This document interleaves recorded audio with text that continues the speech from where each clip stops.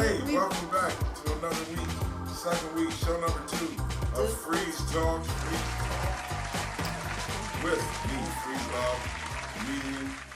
Also, last week I just said, and good friend Linda Hamblin didn't, but I didn't get into, I was anxious to do the show, and I was like, let me tell you, Linda Hamblin Denton is a writer.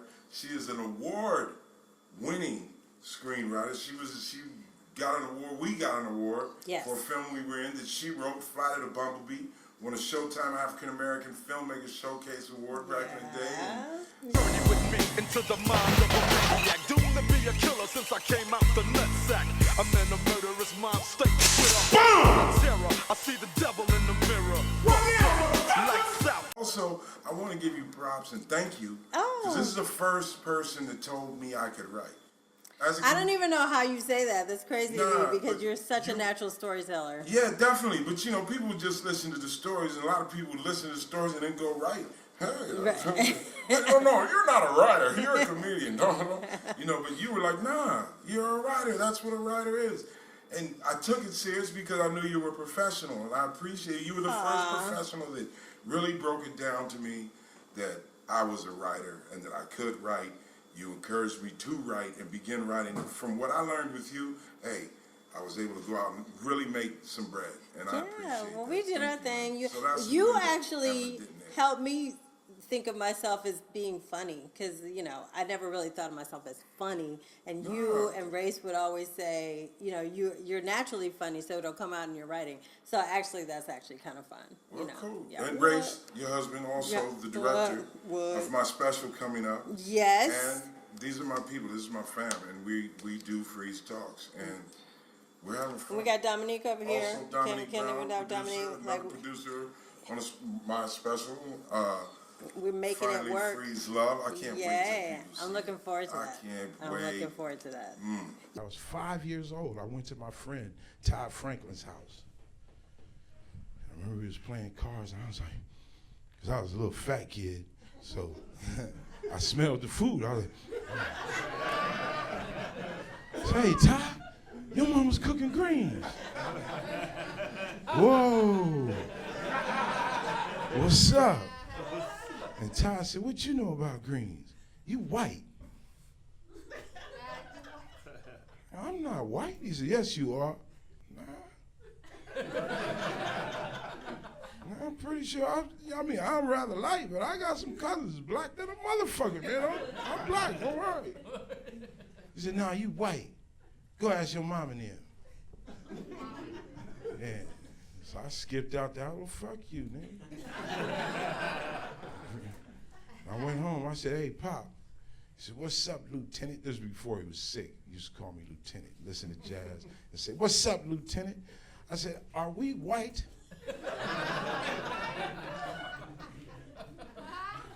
He said, open that door. Open the door. I said, did you hear me? Are we white? He said, open the door. He said, look out there. What do you see? I said, people. He said, what kind of people?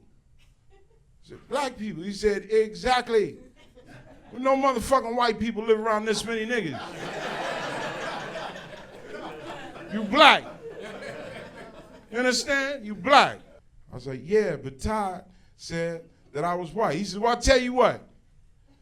If he call you white again, bust him in his mouth and ask him what you are.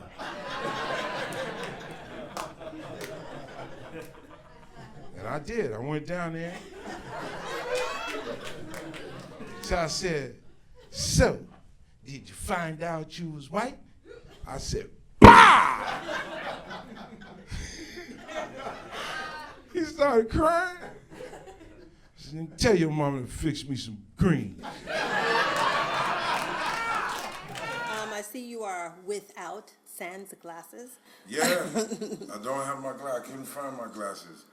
And I lose my glasses. And I don't, glasses are new to me. Mm-hmm. Some people have been wearing glasses their whole life. Yeah. Me, I didn't wear glasses my whole life. It's just I got to the point where they're like, hey, you need glasses. Yeah. And I was like, yeah, I think so.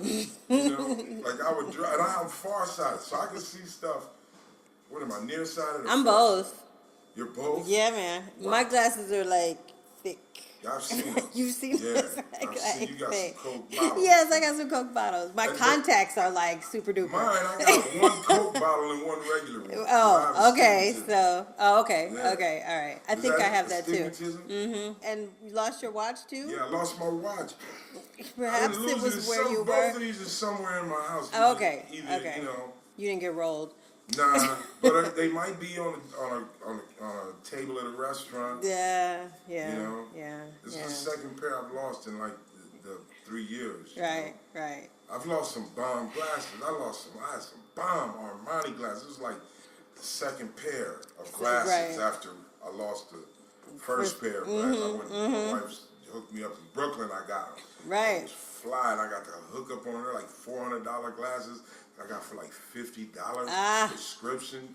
through the hookup. My man Paul. I ain't even gonna say the name of the glasses thing because he probably got his thing still cracking over there. Hey Paul, yeah, send me small glasses, homie. DM me or something. Get your info. I lost contact with homie. There was some bomb Armani glasses. I remember I took them off on a plane and put them in the, you know, the envelope. Which is that's the kiss of death. I've lost more stuff like that. Oh, it was hot. But anyway, okay. I hope this stuff turns up. My watch, I took that off either to wash my face or shave or Somewhere. do dishes or something that I didn't want to have a watch on with and set it down. So it's in the house somewhere. Well, what was going on this week? Did you? I had a cool couple of nights. I hung out with one of my comedian friends, Freez. If you don't know Freez, do yourself a favor, go to YouTube, look up Freez. Very Spell funny Cassius. Look. Is it a K or a C? No, it's with a C. Okay. He's Haitian. Okay. He's Haitian American from Brooklyn. He's a New York guy from Brooklyn that I met in L.A. Then I moved to Brooklyn and saw him out there because he was in L.A. And then he moved to L.A. Kind of like we changed places. Yeah. But he's a brilliant comedian. And did you guys do a workout, or you just went to see him perform, or what? We wanted to get on some stages to see what it is, but you know, Freez and me together show up. It's not. I don't know. They know, y'all know. But I don't know, but the other comedians are. What they doing again? You know, and there's a few comedians. Comedians are weird, man. Yeah, what is that all about? What is that? I don't know. I love all my comedian brothers and sisters. Truly, I truly do, because we do this, and we do it from all different types of attitudes and angles and opinion. You know, it's. Is there a lot of shade though? There's a lot of shade. There's a lot of shade. That's part of the game. It's sad to me because it's so it's insecurity. Yeah. You know, but see, part of being a comedian, I think, is we're dealing with people, sensitive people. We're sensitive. Are you sensitive? Yeah, I'm sensitive. Not sensitive like yeah, I'm sensitive. Like somebody will say something wrong. I'm like, what? They're like, no, not like that. I'm like, oh, okay. So you quick. You quick to feel it the wrong way sometimes. Okay. All right. You know, as I was a younger person, but as I'm older, please. When was the last time like you went left and then we're like, oops, my bad? I'm trying to think. Man, I'm telling you, I've done some doozies. Yeah. That I just can't. I didn't even mean it like that. I didn't, like right. On a big level too. But you learn, you live, you learn. Man. Yeah. Life is about learning. You don't, you can put your foot in your mouth with you will. Yeah. Especially being a comedian. A lot of times you do that kind of stuff and dudes hold that against you forever because they know what they can do. They know they can spit something too. So it's just like, let's agree to disagree. You stay over there, I stay over there. But comedians fall into different worlds. Yeah. Like different cliques. Okay, comic. Okay, comedian, comic. Is there a difference? Well, a comic, that's your bread and butter. That's your everyday. You do a 10-minute set, a 15-minute set, 20-minute set. Hey, you got to wear a suit too, and we need a lot of jokes about housewives. Okay. We need, you know what I'm saying? Yeah, that's like a corporate kind of thing, or corporate, or whatever. Hey, but it could be. It's an assigned position. It's a task. It's a job. It's a position of job. You're there to make people laugh about whatever. Okay. Whereas a comedian is more the artistic side, the I don't care what it is. I don't, I might do an hour set. I might do a 2-hour set. Mm-hmm. It's going to go from whatever. There's no agenda. I'm not in a suit. I'm in what's comfortable for me. Yeah. This is the artistic side of it. Mm-hmm. And, to be a comedian, in my opinion, you have to be a really good comedian, you have to have spent time being a comic. Yeah. Because you could be a comic and never be a comedian. Mm-hmm. And you could live well in this business. Right. You could make a lot of money. There's nothing wrong. I'm not down. It's not a matter of one being lower or higher than the other. It's just two different branches.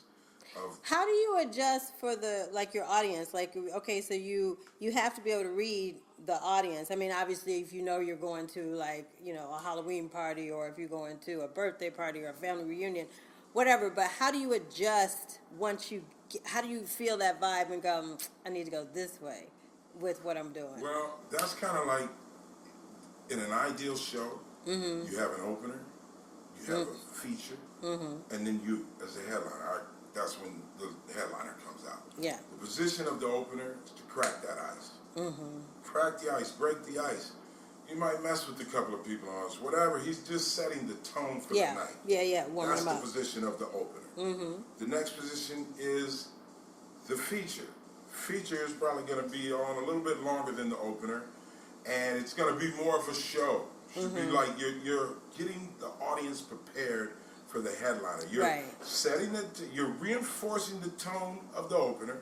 Mm-hmm. You're setting the tone, continuing it and growing in it, building it up. Yeah. And then when it's at its peak, bam, that's when the headliner steps out, and that's his show. Yeah. You set it up like that. That's the setup. Mm-hmm. But I had to learn that. Mm-hmm. I had to learn. You're not going to learn that. You go to New York, you'll learn that. Right. But when you're once you do you try something and then it's like, oh, they didn't feel that, so do you keep? How do you read that? You read it because every single audience is different. Yeah. There is no such thing as the same audience. Mm-hmm. Every single audience from show to show is different. One thing that I know, and this is the best way to learn comedy, is trial and error.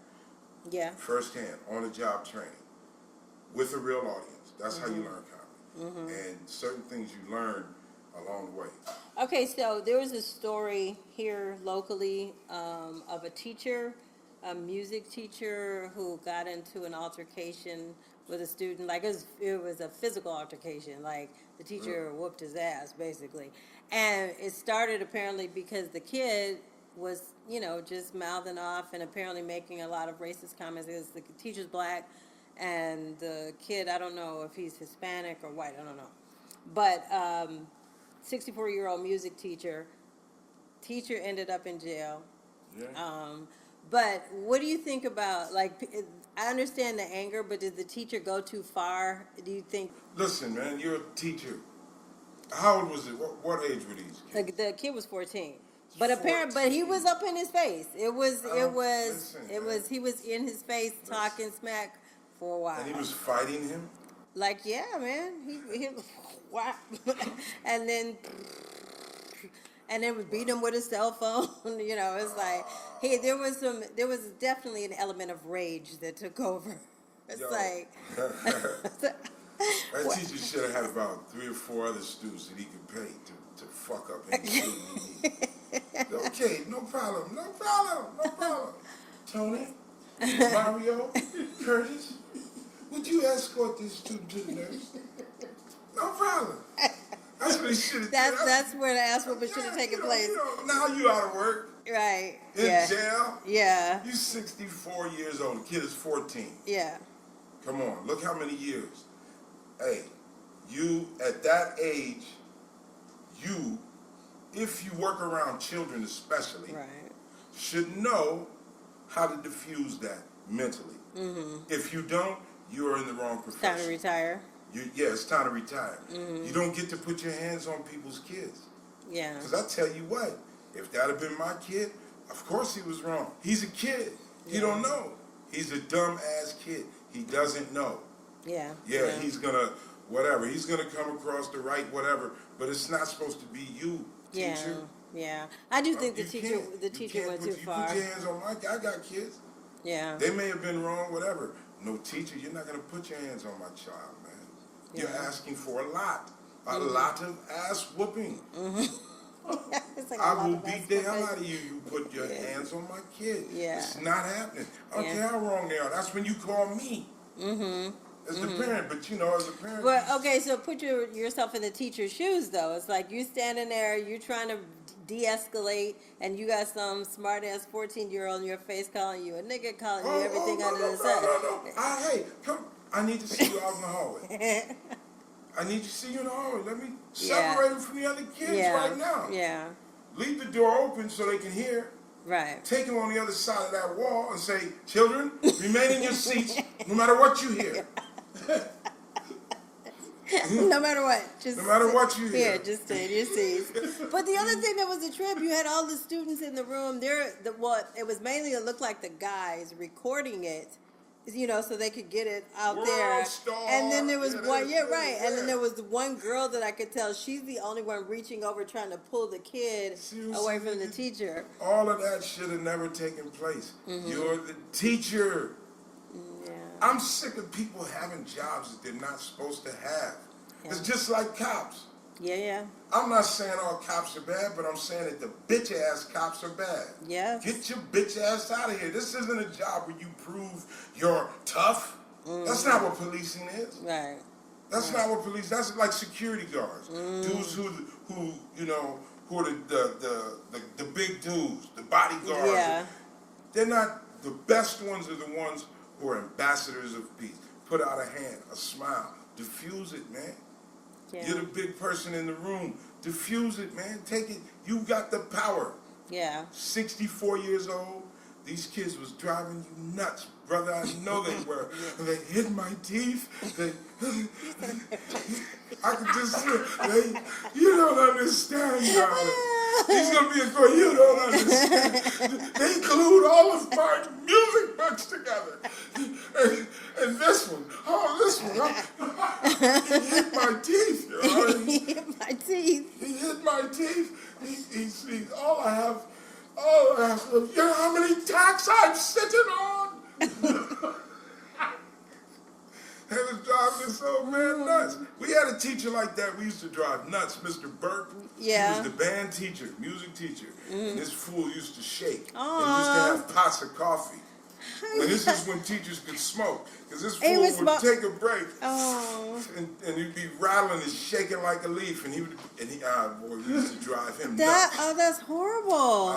I was a kid that I went there on a teacher. Because I feel, hey, this is a freebie. Did you talk shit to teachers in school? I talk shit, but it had to be funny enough to where they laugh too. Okay. If they're not laughing, you fucked up. Right. I had a teacher, I fucked up once. I had a teacher, and this was a Jewish teacher named Mrs. Levine, one of the very good teacher I had. Beautiful teacher, man. Yeah. But she brought the game to dreidel. Yeah. It was holidays, and we were playing the game of dreidel, and I was like, I was losing. I kept losing. So I said, you know what? And I smacked the dreidel off the table. I don't want to play this Heeb game. Oh, no. And she said, what did you say? I said, this Heeb game. I don't want to play this Heeb game. She said, Heeb? Heeb? What do you mean by Heeb? Heeb. Like you. Heeb.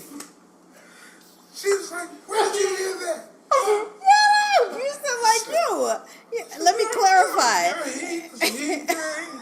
It's a Heeb holiday. She said, come to the office. You said it's a Heeb holiday. She's in the 4th grade. You were in the 4th grade. I was in the 4th grade. I was going by what my father said. Oh. Because he used to call the coffee Hebrew National Heeb Coffee. He used to call it Heeb Coffee. I just thought Heeb roast. You're like, what's the big deal? I thought that's a nice word. I'm not trying to be offensive, but I called her. Oh. I said it. She took me up. She called my father at work. And what did your father? Well, wait, but it's his fault. She called. She was a bomb teacher. Okay. First off, she was from Brooklyn. Right. She was old. She was, and this is in Altadena, California, Altadena Elementary. Miss Levine, dope teacher, man. She got busy with the kids. She was in charge, and she didn't allow anyone to slack off. She didn't allow anyone to do less than their potential. Okay. And we had all kinds of black kids, Mexican kids, Asian kids, white kids, everybody. She made everybody be proud of who they were, proud of their own culture, share it with each other. She didn't go for that. So when I said Heeb, she took me straight to the damn office. What did your dad say? Oh, man. She says, yes, man, I remember. She said, Mike, please speak to Mr. Farmer. Yes, this is Mrs. Levine, your son Paul's teacher. She had that New York accent. She says, yes, well, we were playing the game, the dreidel. I'm of Jewish descent, Mr. Farmer, and your son was becoming very unlucky with the dreidel in the Very game. unlucky.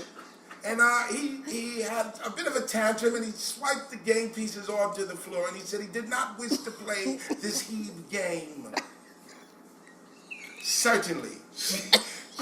He's like, put him on the phone. He said, what the hell did you say? I said, Heeb. He said, shut up. Shut your ass up. You don't call Heebs Heebs. He said, the term is Jewish. Just shut up. Don't say a damn thing else. Apologize to her, and I'll see you when you get home. Heeb. I heard him say Heeb. Hung up the phone. You don't call Heebs Heebs, really? That was the reprimand? Yeah, you don't call Heebs Heebs. And then, So, okay. And that, you know, hey, this is home life. That's what we used to have in this world. You used to have home life. People say what you say at home, but then you have enough sense. You don't hurt nobody's feelings. Everybody's got nicknames. You can't get hung up on your nickname, man. Oh my God, that is what so. I always say, sticks and stones break the bone. People gonna have all kind of names for you. Yeah. Who cares? You know who you are. Yeah. You know who you are. Yeah. Right. You know, she put it. Well, she put him on what the was phone. the relationship like between the two of you after that? She was cool. She was like, so, what did your father say? So he told me to shut up.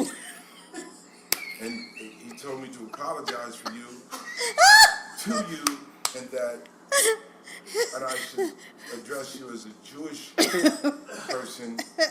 And I just didn't know. She says, yes. Well, I'm sure he's going to explain it to you a little more when you get home. What did your dad go off on you? Man, Or did, yeah, he's like, where do you even get that? I don't call people Heebs. You call it I coffee. said, you do. You call it coffee. Hebrew National, you call it the Heeb coffee. I said, also, you always say, whenever we go to West Hollywood, you always say, it's cool, they think I'm a Heeb like them. When we go by the Jews in the Jewish community, he said, they ain't gonna mess with me, they think I'm a Heeb from far away. He's like, well, listen, that's a derogatory term. You don't say that because that may have hurt your teacher's feelings. Did you think of that? I said, no, I didn't think of it because I didn't know it was bad. Yeah, right. Right. He said, well, it is bad. It's very bad. You don't do that. Wow, so that had to be a real, I'm sure, like, in private, he was like, what did I do? Like, you know, I don't think do you think your mom said anything to him? Yeah, my mom, because my mom doesn't go for that stuff. Yeah. My mom she didn't tolerate stereotypes. She didn't tolerate people, putting people in stereotypes. Mm-hmm. She didn't tolerate people talking bad about other people. She didn't go for all the cursing and all of that. I learned that from the Army. Really pumped you cuss in the Army. Yeah. Hey, good morning, you fuck. Good morning, you fucking sergeant. Hey, when's the fucking regular? I don't know. Did you pack your fucking bag? Hey, shithead, come in. Grab the, you start doing that. And that But became that the norm. became second norm for me, and it's part of my DNA now. Yeah. I don't mind cursing because I'm not going for it. There's bad words. Yeah. Like people say, "Oh fuck, that's a bad word." No, not as bad as the word poverty. Yeah. Right. Hunger. Right. That's a bad word. Yeah. Abuse. Abuse. What I want to know Neglect. is who decided what was a bad word? Like, who decided that fuck was a bad word? Right. Who decided that shit Someone was... that obviously never fucked. Because I'm like... dumb fuck. Right. I'm like, what makes it a bad word? Is because everybody just said it's a bad word? Right. You see what I'm saying? It's Yeah. game. Because, okay, fuck is an English word. Mm-hmm. Fuckery? So, fuckery that's like the full word in the Jamaicans. I'll fuck right now. Yeah, man, don't deal with fuckery. Right. That's right. like a conglomerate of fucking Yeah, fucked yeah. upness. It's a good word. It's I a don't beautiful understand word. why everybody makes it, or who. I just want to know who decided that. Game. You see what I'm saying? If you say fuck a lot, then they say, oh, you must not be educated. Right. For one only swears for lack of vocabulary. Bull. No, shit. one might know a lot of vocabulary and decide, nah, fuck pretty much. That's the one word I feeling. want to put right in this blank is fuck, and Yeah. that was a choice. It was a very conscious choice. It wasn't No like I doubt. couldn't figure out something else to say. That's so interesting. Okay, so for first we have to say thank you to all the people who have viewed. Man, like we were all. Thank you. You know what? 5150 people. Because people be like, Yes, hey, they've been giving you shout outs, man. Much love. 5150 people. Corey Holcomb, Zoe Williams, Darlene Ortiz, Nate Jackson, Craig Smith, Uncle Bobby. All of these people are part of 5150 family. And I'm a part of that family. I appreciate being a part of that family. Yeah. I haven't been on the show. People say, why weren't you on the show? Why haven't you been? Yo, listen. I'm not trying to wear out my welcome. Mm-hmm. Corey Holcomb, God bless that brother, because Corey is a genuine dude. That's one thing. A lot of comedians, I have some that I'm cool with and I'm cool with. Right. But then I have some that they're like brothers. They're like family. They're like cousins. Like that's my relative in this comedy game. Yeah. My cousin in this movement. Right. We are related. Different. Not on the same branch, but on the same, definitely the big limb. And Corey is as a comedian, I respect him to the utmost. Yeah. And as a podcast host, I learned. That was a learning experience. So I'm not the type dude who will sit up and just hey, you keep doing the work and I keep coming up here. Yeah. For me, I was like, yo, what am I up here for if I'm not trying to do my own thing? Yeah. Right. So I had to back up and just focus on what I was trying to do because it was a big transition coming from New York back to LA where I'm from. Right. You know, New York, you need bread. You go get it. Yeah. You know how many stages there are? You know how many shows? You go down to Sheepshead Bay, up to the Bronx, go out to Queens. Here, go make some money on Long Island. You can make it in Manhattan at any club. Right. Go take a trip to Philly. It's all right there. LA, the game is different. It's not. You're not gonna rush out and go make money. You gotta plan stuff. And put stuff together, write stuff, and produce stuff, and you know it's a different game out there. So I had to get back in the groove of that, and reach out and get my people and my absolutely. I mean, and that's what it takes to elevate because there's so many options and avenues out here, and to not take advantage of the things you have right at your fingertips. So it was being on that show was beautiful. It was love. It was fun. It was like, okay, cool. I know what to do. I've had an example. Put my stuff to Zoe. Got the Zoe What show. He put it together. He does that. It's a good show. You know what I'm saying? It's like, okay, Freez, let's get your show. And it was something in the planning. I was gonna go a few different directions, and then this one just became organic, and it was time, and I feel really good. So I want to thank all of the people from 5150, from Zoe What show, from the Eleanor that does the Comedy Store podcast. Also, my man, who else? My man O'Brien, Josh O'Brien, who does the VA. He brought me on his podcast. Also, my man Mark, who does the horror podcast and all of that. Mark, good people, but it was time for me to get into this. So I wanted to back up and put a plan together. And I mean, and there's enough meat for everybody to eat, isn't there? There is enough meat, and you're supposed to spread out. You're not supposed to, you know what I'm saying? Right. That's what it's about right now, man. I don't care. Hey, right now, I came in, Linda, we've been in this business. What it is right now, people have to understand, it's never been like this. To get a show, to get a show seen by the public, you know how many hoops? How much just politics?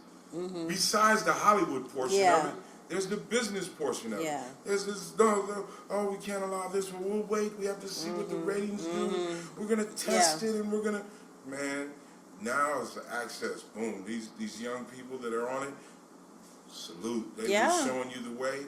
A lot of comedians, A lot of my comedians, including me, have been like, oh, he's. Yeah, I don't want to do that. What? I A said, YouTube star? I was like, what is that? He's got 14 million views. Oh, I don't.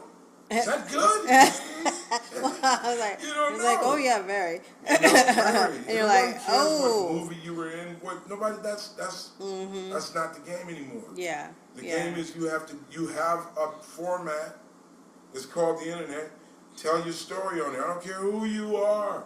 Yeah. Get out there because it's interesting and people want to know. And you don't know who you're helping. This is true. You don't know who you're touching. I know so many people from 5150 I've never met, but I really feel a bond with these people. Right. Because they say stuff that's interesting to me, and I follow and I look at their picture. Oh, this is. Yeah. Oh, I hope I meet this person. Next thing you know, that person's like, "Yo, Freeze, I've been watching you since so and so and so and so." I'd be like, "Really? You saw that?" They go, Yeah.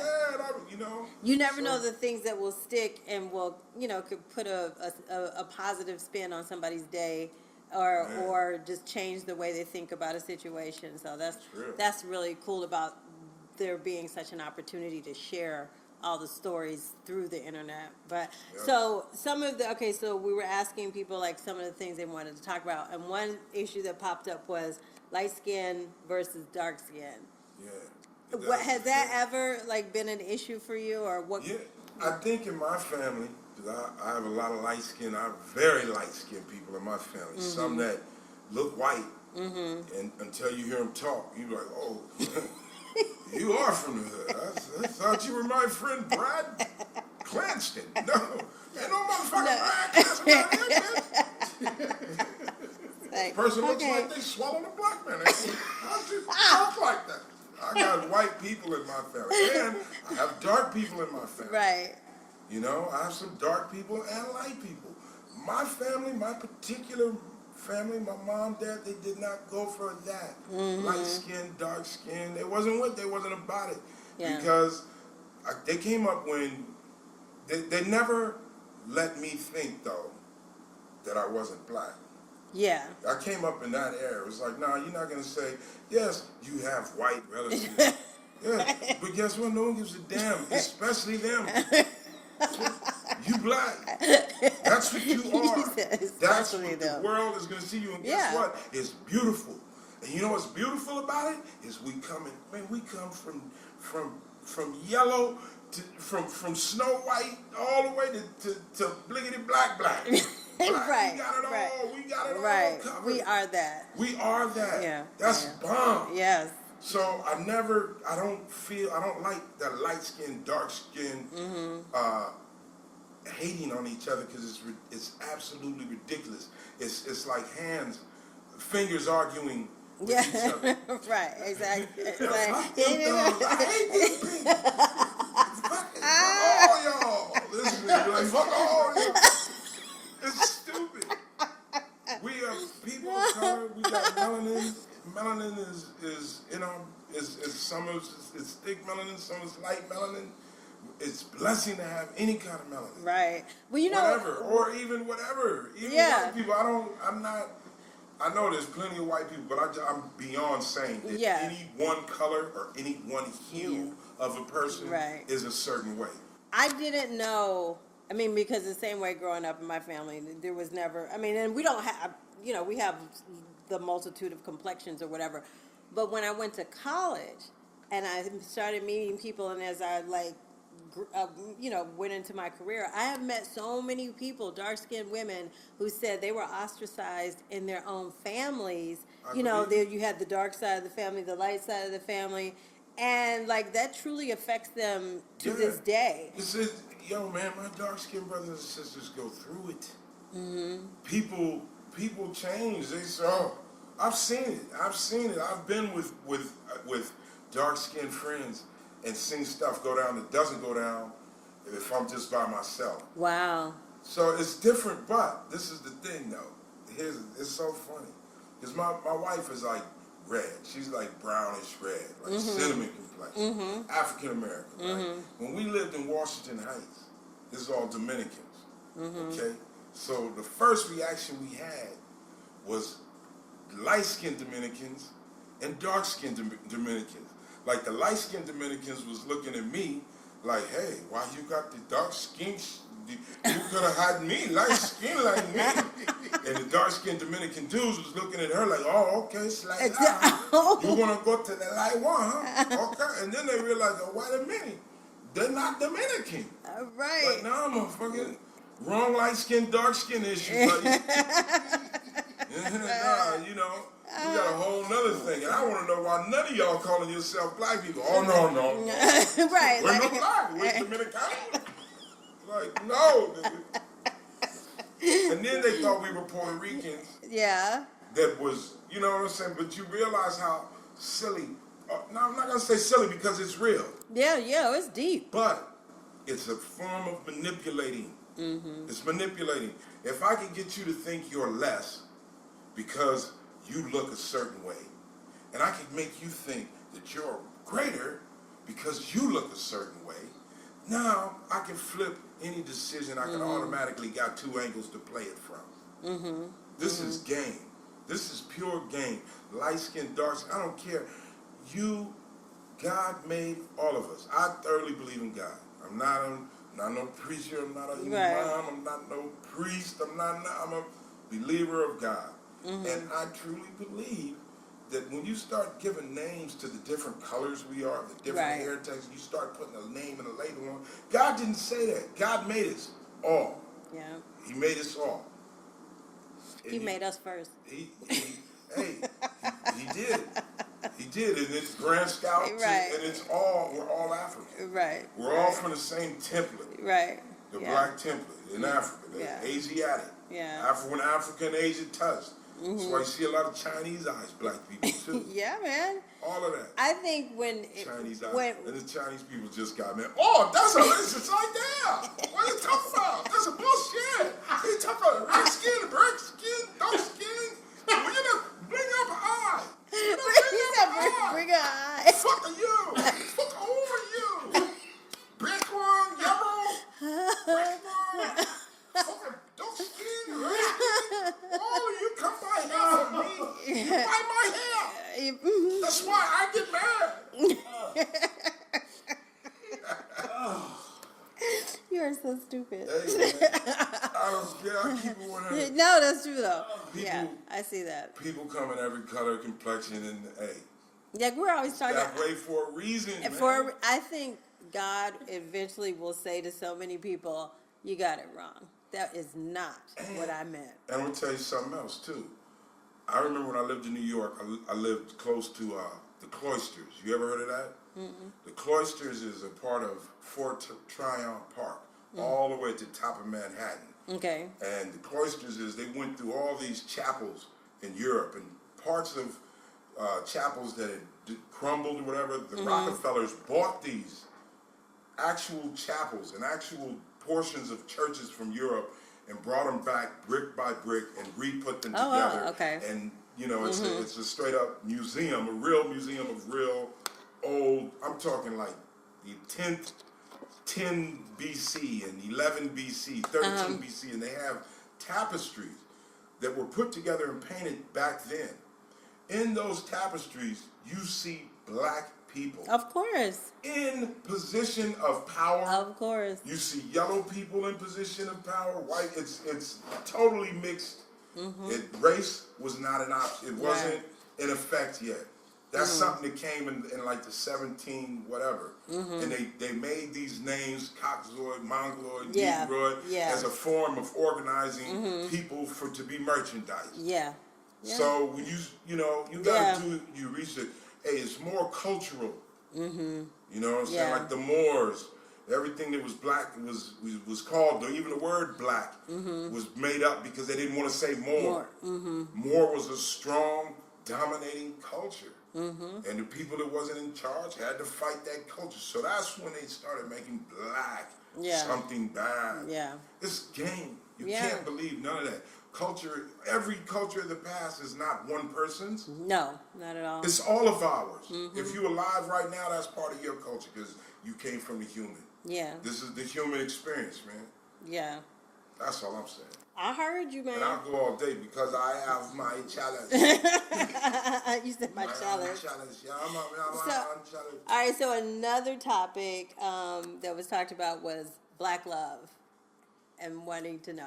I personally Black love. don't like the term black love. Black love. I like love. I said black love. Oh, black love. Black love. Got to get me some of that black love. Got That black love, that hard love, that struggling love. Oh, black love.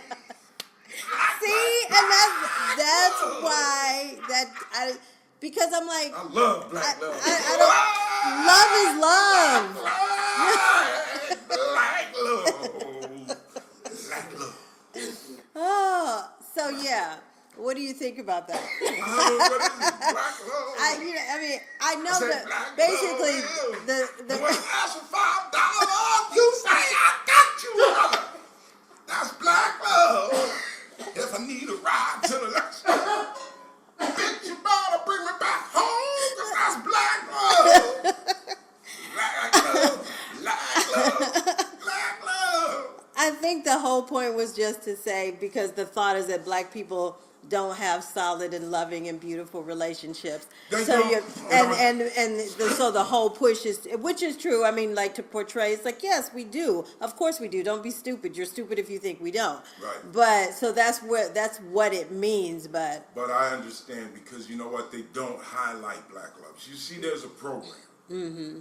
There's a program through television, through media, through information being brought to you. yeah, There's a program, and in that program, if you listen to that program, black people don't love each other, black people hate each other, black man and black woman can't get along.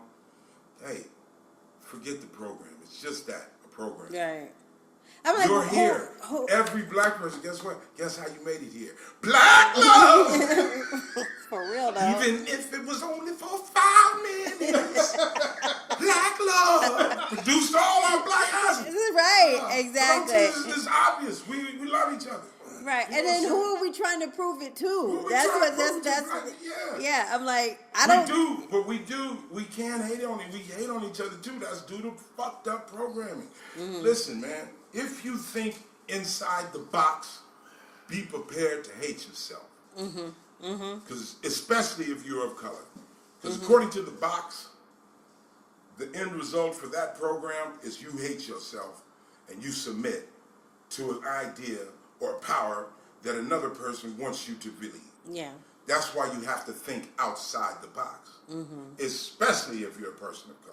Yeah. Think outside the box, man. Go see for yourself. Yeah. Investigate everything. We're in that age where you have to investigate everything firsthand for yourself. You don't have to take nobody's word for it. I've been out this country. Yeah. Okay. I've talked to people in different countries that were white people, that were Pacific Islanders, that were different people than black people. And they let me know very, very well, very much of how much the world loves me as a black person from America. When they see us, they see Louis Armstrong, they think Miles Davis, they think George Washington Carver, they think Langston Hughes, Paul Robeson, Miles Davis, Snoop Dogg, Dr. Dre. That's what you represent. They see that. They know that that did not come without somebody going through something, struggle. That's what we go through, especially in this country. Bullshit. They try to lock you up. They're trying to kill you. You black, you can't, even we so fucked up. Black people, you tell a black person something, half the time you got to get a white person to tell them what you just told them, so they'll believe it. That's how deep the thinking in the box will get you. Yeah, exactly. So I understand what they're saying about bringing black love. Right. Thinking, coming up with that as a thought outside of the box. Yeah, that's true. That is true. So I mean, it is. I just the term just grates my nerves, but I love the representation. I love seeing, when you're looking on Facebook or Instagram, and then it's like everybody's doing their thing. But that's a beautiful thing to share and show. I just want it to be called love. Just love. Yeah, love just is, love. Hey, love is love. That's the other thing. Love is love. Love is love. So Yeah. if it takes you, you gotta remember, man, it's hard for people to love when they don't feel no love. That's true. Person that has not felt love, they don't know how to give love because they ain't felt love. They've been beat, kicked, treated bad, spit on, held back, and now you want them to love? I get it. But yeah, I want you to love because that's, as people, we all got our trait as animals on this planet. People, to me, what makes us not animals is that we have a soul. Right. You have a soul. What makes you a human is a human will care for something. You see what I'm saying? Yeah. Animals, they care for stuff. Well, elephants. Elephants, you know, they care. But when's the last time you seen an elephant run over and help a lion? Well, Like, hey, lion. No, it's like, no, them lions, they'll fuck me up. Right. You on your own, brother. I mean, look out, they coming. That's about all I can do. I'm not coming over there, though. So I'm not. Okay. Yeah. Okay. But all I'm saying is humans, we are best when we're helping other humans. Yeah, absolutely. Because that's what is the essence of us. We're spiritual beings. Yeah. All of us. How did you know your wife was the one? How did I know my wife was the one? I'm going to tell you, because when I met her in New York, right? And I think in the first minute of meeting, when I met her the whole night, I didn't say anything to her. She was a friend. I was with my homie Henny Lowe's. Henny, what up, boy? Henny Lowe's of Brooklyn Don. That's my dude. That's my people in Brooklyn, right? This is Biggie Smalls' people too. Okay. And Junior Moms. This is their big homie. This is my dude. Right. I was with him, and me and him went to a restaurant. He had a girl it was new or something, and my wife was her friend. They just went. We got a bite to eat. I didn't say nothing to my wife that whole night, but I was. What do you like? You like? I didn't try to spit out of. Oh, you just were just in, in the flow. Okay. Yeah. But, and she denies this part. But we went to the car wash that night. We just was like, yo, let's get the car wash. Let's go to the city. And outside when I got out the car wash, I looked at it. And I looked at Jenny. I gave her that look like, you know what time. She says I didn't do that. But she gave me the look back like, you know what time. She says that didn't happen. But you know it happened. did. I know it happened. It's like it happened. Right. So then I saw, the next day I saw the other girl. I said, yo, where's your friend? And she says, wow, well, she was asking about you. So then I talked to her, and then I found out that she had 3 jobs. Oh, wow. And that stunned me. I was like, yo, you're fine. What do you mean 3 jobs? She said, yeah, I work in the city. I work for, Wine and Food Society. I work for, real jobs. Yeah, not real no jobs. bullshit Right, jobs. right. I'm like, why do you got 3 jobs? Because I'm young for work. And that just stunned me. I was like, yo, this is the first, because I'm from L.A. You meet a fine chick in L.A., that bitch says she's got 3 jobs. She's talking about a girl-on-girl, anal, a group scene. That's not true. It's true, and it is true. A lot of times in L.A., man, a fine chick in L.A. is like, man, they already corrupted. You said they already ain't got corrupted. no job. Their job is getting you, nigga. Yeah. Let's go to crustaceans. Yeah, let's go to Mama. You want to go to Noodles? Well, so talk to me. You guys went out, and then Yeah. so it I just. just her conversation and her intellect, and she didn't give a damn. We was out, we was going out, and then she didn't know, she didn't care. I didn't say, hey, well, I'm a comedian. So I didn't say anything. We was just getting to know each other. And we had been going out maybe about, I don't know, maybe 3 weeks or something. And we were in Manhattan walking. She said, wait a minute, are you a rapper or something? I'm like, what do you mean a rapper? She says, no, I keep seeing a lot of people looking at you. I said, I don't know, I'm a comedian. She said, a comedian? I said, yeah, I was on TV, I was on the show, Malcolm X. She says, get the fuck out of here. Oh, you are Hector. What? I thought you said you weren't Spanish. I'm like, I'm not Spanish. That's a character. I play the role of a Spanish. Why would you do? What do you mean? Did you ask Al Pacino? Why did you do that? Did you ask what's the other one? Al Pacino, Carlito's Way. Robert De Niro? Yeah. How come you play? Yo, it's acting. You play everybody. You can get in there. It's acting. Yeah. It's like, wow, heck the fuck, that's you. Wow. And she didn't trip off. She wasn't. And that was cool for me because I didn't. You know, this business is. I love my wife, man. Right. And No, your wife's awesome. She's down. She doesn't give a fuck about. No, that's what I love. None of that. She's like, whatever. Let's talk the business. What is the business of it? What do we do? What do we do? She's had jobs since she was a kid. Mm-hmm. That's when it's different.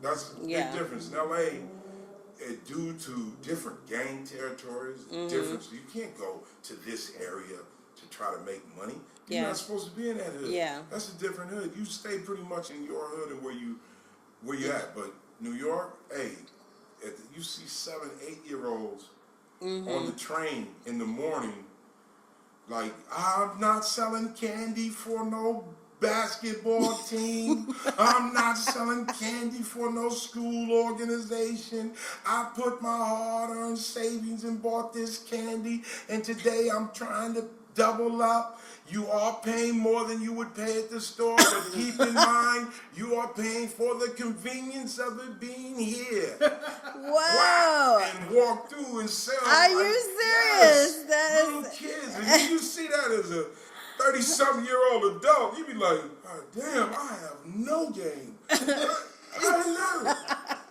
You know what I'm saying? I got no you game. actually look down on people in LA like, hey, that's why I seen your mama selling pillows at the Rose Bowl. You know, I like the flea market. Yeah. Okay, so last week we had cacao. Cocoa. Cocoa. 75 to 85. Yeah, right, cocoa, okay. Dark chocolate. Oh, something to go with that. Also, take a cold shower. Somebody hit me on on Twitter. They said also you might want to add like a minute of cold water on that, homie, because it'll activate your brown blood cells, which burn the white blood cells. Fat cells. Yeah, fat cells. Right. Blood cells, yeah. Not blood cells. You don't want to burn blood cells. It's a problem. Burn fat cells. Right. You said, yeah, the brown fat cells. I didn't even know they had brown fat cells. Who knew? But thank God we do, because they burn the white fat. You want to fight racism. You said it. Attack the white fat cells. Put the brown brothers and sisters on the white fat cells. Eradicate your body of white fat. Stored fat. Put the brown melanin fat. Oh yeah, cells. it's like Put them down. unlike the old white fat which stores calories, mitochondria packed brown fat cells burn energy and produce heat. So yeah, okay, so there. we get it hot in here. The brown fat cells get it hot. All that black love. We burn all your fat with black love. Black love. Okay, so what health tip do you? Because I know Health like tip this this is week. what's our health tip this week? Earthing. Earthing. Okay, do tell. Earthing is, listen, I didn't realize until I knew what it was. Earthing means put your body on the earth. Huh. Like your bare like in feet, the dirt? In the dirt, in the grass even, in the just sand, walking. A part of the earth. Okay. If you look, we wear shoes. Mm-hmm. We walk around on floors. Mm-hmm. We wear socks, shoes. Mm-hmm. Shoes have a sole. We're on a floor. We're on concrete. Mm-hmm. We're never on the actual earth. Okay. And this could go on for months. Unless you're at the beach, this. The beach, that's considered a thing. That's considered Okay. But someone that doesn't go to the beach or doesn't go to the park, or they may go to the park, but who's taking their shoes off at the park? Shoes off. Yeah. And walk in the earth, in the ground. Mm-hmm. Do that. Have you been earthing? I do it. Where? Once I heard about it, I earthed at the beach. I earthed at the park. Watch that park earthing. Yeah, you gotta check the air. You don't want to earth in no hypodermic needle. Or earth in dog some, poo. Yeah, dog medicine. Yeah, see, to my dog owners, man. Yeah. I love dogs. I love them. You know how come I don't own them? Why? Because I live in an apartment. See? Yeah. You have to take the dog out. Yeah. And when you take him out, what is it for? So he can shit. Right. So what do you have to do? You have to clean it up. You have to clean it. Right. The human has to bend down and pick up the shit of the dog. Right. And you know what that does to... See, I only fuck with pit bulls. Right. And when you got a pit bull and you picking up his shit every day, he starts looking at you like, hey, motherfucker. Up this shit. I'm gonna do it right here. Yeah, like you know what it is. Hey, you got your bags. You know what it is. You're here to pick up my shit. And you better pick up my shit. You pick it up, human. That's it. Bend down and pick it up. Now I want you to tie it in a nice little knot, and I want you to tote it around for the rest of this walk. So every time I see that's why I can't own a dog. I don't have a house. You got a house, hey. The dog knows the shit over there, and he's good to go. You clean it up with a shovel when you got. The dog doesn't have to see it happen. Right. The dog can be off over there. He don't know. He's digging. Yeah. Not letting you know that I'm here picking up your shit like your fucking pet. You're my pet. So people walk around with your dogs and you just, hey, every time, think of how many times, how much shit. And then look, see? That's why I don't like pets anymore. I used to love pets, but we got way too many pets, man. People be having shit. I saw a bumper sticker that said, my children have 4 legs or 4 paws. Your children have 4 paws. Those aren't your children, dumbass. They're your pet. They think of their pets like. Well, you're wrong. You're wrong. This is just wrong. You're wrong for thinking that. It's not a fucking human. Yeah. It's an animal. Not to say that you shit on them. No. Right. You're supposed to take care of them. Right. Treat them with kindness. But it's certain you don't let these motherfuckers sit at the table. Okay, back to earthing. Back to earthing. Earthing. So when like. You're walking your dog. Okay. Take your shoes off. Right. And walk in the grass. Walk in the sand. Mm-hmm. I don't care if it's the dirt. I don't care whatever. Put your live. I used to play in mud. I used to make mud. Yeah, I love mud. Kid, you mud had is sense. fat. Yeah. I I like playing in mud now. I would do it now. Race would talk about me. I would do mud it. is cool. Probably getting you. Probably exfoliating your fingernails Yeah. and all that. So yeah, what does it do? Does like the minerals, or is just that connection with the earth? It's like we're from the earth. Right. We are. Only thing that's in us is water and a soul. Mm-hmm. If the soul leaves the body, the earth turns back to dirt. Eventually, back to dirt. We're dirt. We're of the earth. Check in. Touch down. Touch down. Touch. Feel it. There's energy there. Right. There's electricity. All we are is electricity. Electric impulses running through our body. Right. Okay. You think that there's not some mother load of electricity in this earth that we benefit from by touching it? Right.